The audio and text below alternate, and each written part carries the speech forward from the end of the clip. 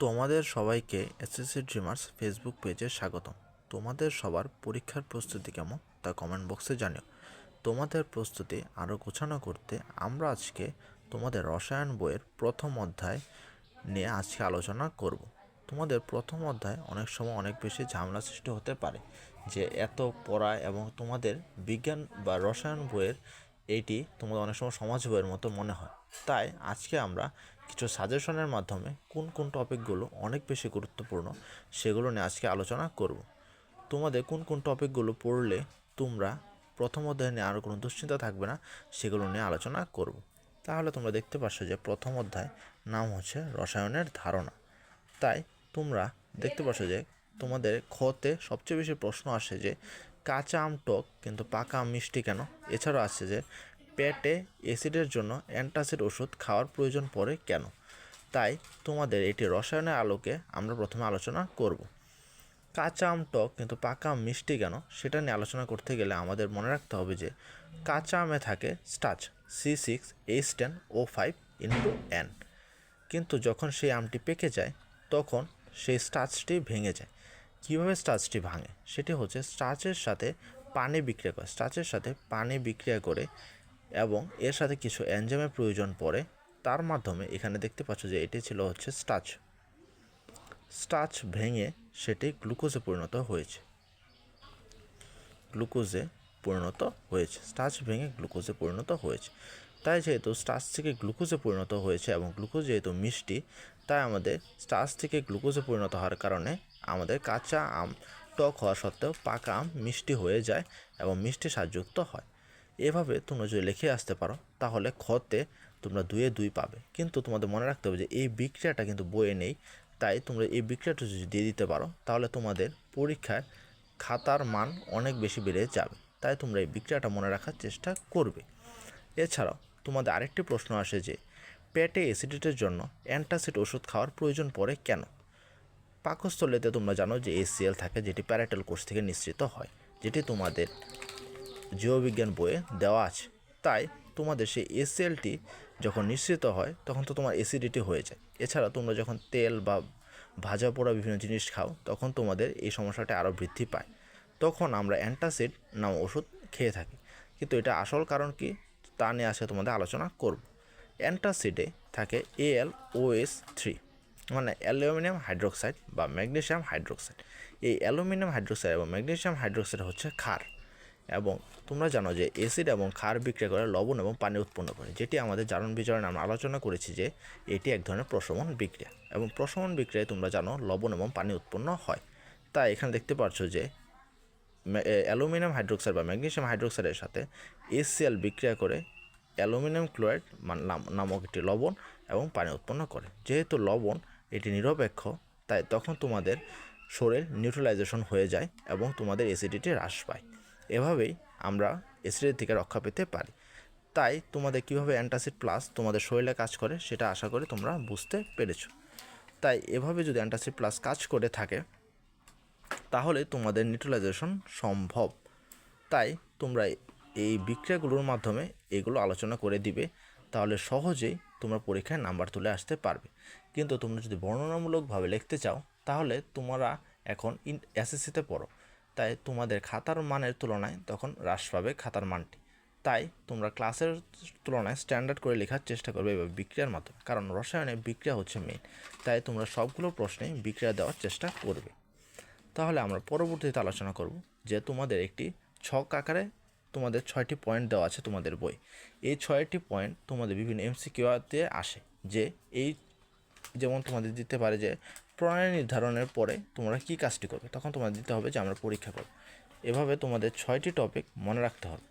6টি টপিক তোমরা যদি এখানে দেখতে পারো তাহলে তোমাদের MCQ পয়েন্ট টু পয়েন্ট তোমরা আলোচনা করে দিতে পারবে। এরপর তোমাদের যেটি সবচেয়ে বেশি গুরুত্বপূর্ণ টপিক সেটি হচ্ছে তোমাদের যে চার্টটা দেওয়া ছিল, সেই চার্টের মধ্যে তোমাদের কোন রাসায়নিক বিক্রিয়াটি দাহ্য, কোনগুলো বিস্ফোরক, এগুলো চিত্র দেওয়া আছে। তোমাদের চিত্রগুলো সম্পূর্ণভাবে মুখস্থ করতে হবে, কারণ চিত্রগুলো থেকে তোমাদের MCQতে প্রায়ই আসে যে এই চিত্রটি কী। তাই তোমরা এই চিত্রগুলো সবচেয়ে ভালো করে মুখস্থ করবে। তোমাদের প্রথমত সবচেয়ে বেশি ইম্পর্টেন্ট টপিকই হচ্ছে এই সাংকেতিক চিহ্ন এবং তাদের উদাহরণ মনে রাখা। তাই তোমরা দেখতে পাচ্ছ এখানে বিস্ফোরক পদার্থ টিএনটি, পার অক্সাইড এবং নাইট্রোগ্লিসারিন। তোমরা পার্টি নাই, তোমরা যেতে পারো যে আজকে আমাদের কোনো পার্টি নাই, আজকে আমাদের সারাদিন পড়াশোনা করতে হবে, সেই দুঃখে তোমরা একটা লিখে দিতে পারো যে PARTY, পার্টি নাই। তোমরা এভাবে রাখতে পারো যেন পার দিয়ে পার অক্সাইড, টি দিয়ে টিএনটি এবং নাই দিয়ে নাইট্রোগ্লিসারিন। এভাবে তোমরা পার্টি নাইয়ের মাধ্যমে তোমরা বিস্ফোরক পদার্থগুলো মনে রাখতে পারো। এছাড়াও অ্যালকোহল এবং ইথার, এগুলো হচ্ছে জাদ্য পদার্থ, এটা তোমরা মনে রাখলে। বিস্ফোরক পদার্থ তোমরা মনে রাখলে যেগুলো তোমাদের জৈব যৌগ তোমরা পড়ো, সেগুলো হচ্ছে তোমাদের বিষাক্ত পদার্থ, তোমরা এটা মনে রাখলে। উত্তেজক পদার্থ তোমরা মনে রাখলে লঘু অ্যাসিড, ক্ষার এবং নাইট্রাস অক্সাইড। তোমাদের এখানে যে নাইট্রোগ্লিসারিন এবং নাইট্রাস অক্সাইড তোমাদের কখনো কখনো উল্টাপাল্টা লাগতে পারে, তাই তোমরা এটাকে এখানে পার্টি নাই দিয়ে মনে রাখবে এবং যেটা মনে রাখবে তার অপোজিটটা তোমরা উত্তেজক হিসাবে মনে রাখবে। এভাবে তোমাদের একটি পড়ার মাধ্যমে তোমাদের দুইটি সমাধান হয়ে যাবে। এবং স্বাস্থ্য ঝুঁকি হচ্ছে বেনজিন, টলুইন, জাইলিন, এগুলো তো একভাবেই থাকে যে বেনজিন, তোমরা জানো বেনজিন এটা, এভাবে তোমরা মনে রাখতে পারো বেনজিন, টলুইন, জাইলিন, এগুলো তো তোমাদের সিরিয়ালি মনেই থাকে যে বেনজিন, টলুইন, জাইলিন। এভাবে তোমরা স্বাস্থ্য ঝুঁকিটাও তোমরা মনে রাখতে পারো। তাই তোমাদের এই পাঁচটা তোমাদের মনে রাখতেই হবে। এছাড়াও আরেকটি ইম্পর্টেন্ট টপিক হচ্ছে যে তোমাদের তেজস্ক্রিয় মৌল। তেজস্ক্রিয় মৌলকে কিন্তু, তেজস্ক্রিয় পদার্থগুলোকে কিন্তু ট্রিফয়েল বলা হয়। ট্রিফয়েল বলা হয়। ট্রিফয়েলগুলো তোমার মনে, কারণ তোমাদের পরীক্ষা মাঝে মাঝে প্রশ্ন এসে পড়ে যে ট্রিফয়েল কাকে বলে, তখন তোমরা লিখবে যে তেজস্ক্রিয় পদার্থগুলোকে কিন্তু ট্রিফয়েল বলে। তোমাদের প্রায়ই এগুলো ভুল হয়ে যায়। এবং তোমরা দেখতে পাবে পরিবেশের জন্য ক্ষতিকর হচ্ছে লেড এবং মার্কারি। তোমরা জানোই যে আমাদের খাদ্য শৃঙ্খলে যখন লেড এবং মার্কারি ঢুকে পড়ে, তখন আমাদের পরিবেশ বা আমাদের মানবকুলের জন্য সেটি ধ্বংসের কারণ হয়। তাই এটি পরিবেশের জন্য অবশ্যই ক্ষতিকারক। তাই এখানে বলা হয়েছে এটি পরিবেশের জন্য ক্ষতিকর এবং ক্ষত সৃষ্টিকারী। তোমরা কি বলতে পারো যে HCl বা H2SO4 বা NaOH কেন এগুলো ক্ষত সৃষ্টি করে? তাহলে তোমাদের আজকে সেটা বুঝে মনে করলে যে তোমাদের একটি হাত হচ্ছে এটা, তোমরা ধরে নাও যে এটা তোমাদের একটি হাত, তোমরা ধরে নাও এটা একটা হাত। তোমাদের চিত্রটি ভালো হয় না, কিন্তু তোমরা ধরে নাও এটা একটা হাত।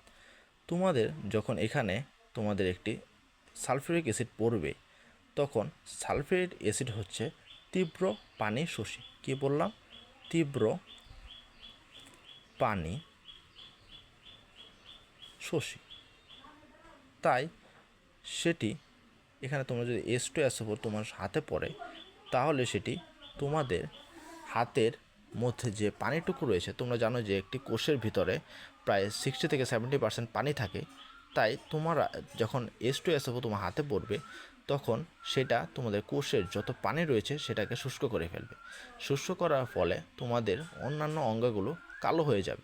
তাই তখন তোমরা দেখতে পারবে যে তোমাদের আশেপাশের সকল অংশটুকু কালো হয়ে গিয়েছে, কারণ সেখান থেকে কোনো পানি নেই। যেহেতু পানি নেই, তাই সেটি শুষ্ক হয়ে গিয়েছে এবং শুষ্ক হওয়ার পর কালো হয়ে গিয়েছে। তাই এটি তোমাদের ক্ষত সৃষ্টি করবে। তাই এখানে বলা হয়েছে এটি হচ্ছে ক্ষত সৃষ্টিকারী। তোমরা এভাবে বুঝে বুঝে পড়ার চেষ্টা করবে। তাহলে তোমাদের কারণগুলো একটু বিশ্লেষণ করে দিই। যেহেতু এখানে H2SO4 পড়েছে, এই H2SO4 হচ্ছে তীব্র পানি শোষী। তীব্র পানি শোষী হওয়ার কারণে সেটি তোমাদের হাতে কোষগুলোর ভিতর থেকে সকল ধরনের পানি শোষণ করে নিয়েছে। যেহেতু পানি শোষণ করে নিয়েছে, তাই তোমাদের হাতে এখন কোনো পানি অবশিষ্ট নেই হাতের কিছু অংশে। তাই তখন সেই জায়গাটুকু কালো হয়ে যায় এবং ক্ষত সৃষ্টি করে। এভাবে H2SO4, HCl এবং NaOH এভাবে তোমাদের ক্ষত সৃষ্টি করতে পারে। তাই তোমরা এখানে এই তিনটি এবং আগের পেজে যে পাঁচটি ছিল সেগুলো তোমরা একত্রে মুখস্থ করবে এবং চিত্রগুলো সম্পর্কে সম্যক ধারণা রাখবে। কারণ তোমাদের প্রায়ই আসে যে এখানে কোনটা ট্রিফয়েল, কোনটা দাহ্য পদার্থের সংখ্যা, কোনটা এটা, কিন্তু তোমাদের বইয়ে কিন্তু মনে রাখতে হবে ট্রিফয়েল কিন্তু ছিল না। তাই তোমরা এটা মনে রাখবে, কারণ কিছু কিছু বোর্ডে বা ক্যাডেট প্রশ্নে ট্রিফয়েল আসতে দেখা গিয়েছে। তাই কখনো না কখনো যে কোনো বোর্ডে চলে আসতে পারে। তাই ট্রিফয়েল সম্পর্কে তোমাদের ধারণা রাখতে হবে। তেজস্ক্রিয় পদার্থ যেহেতু সবচেয়ে ইম্পর্টেন্ট, কারণ ইউরেনিয়াম, রেডিয়াম এগুলো জানো অনেক বেশি কাজের প্রয়োজন হয়। বিদ্যুৎ থেকে শক্তি করে বা এছাড়া অন্যান্য যুদ্ধাস্ত্র তৈরি করতেও আমাদের তেজস্ক্রিয় মৌলের প্রয়োজন হয়। তাই যেহেতু তেজস্ক্রিয় মৌলটা আমাদের জীবনে খুবই দরকার, তাই এগুলোর উদাহরণও আমাদের সবচেয়ে বেশি মনে রাখতে হবে। এগুলো উদাহরণগুলো মনে রাখলে আমাদের বিভিন্ন যে সমস্যাগুলো যে পরীক্ষা আসতে পারে সেগুলো আমরা খুব দ্রুত সমাধান করতে পারব। তাই আশা করি তোমাদের এই ক্লাসটি ভালো লেগেছে এভাবে তোমরা শর্ট নোটের মাধ্যমে সম্পূর্ণ অধ্যায়টি রিভিশন দিতে পারো। সকলকে ধন্যবাদ, আশা করি ভালো লেগেছে। তোমরা যদি ক্লাসটি ভালো লাগে তাহলে আমাদের পেজটি ফলো করতে পারো। ধন্যবাদ সকলকে।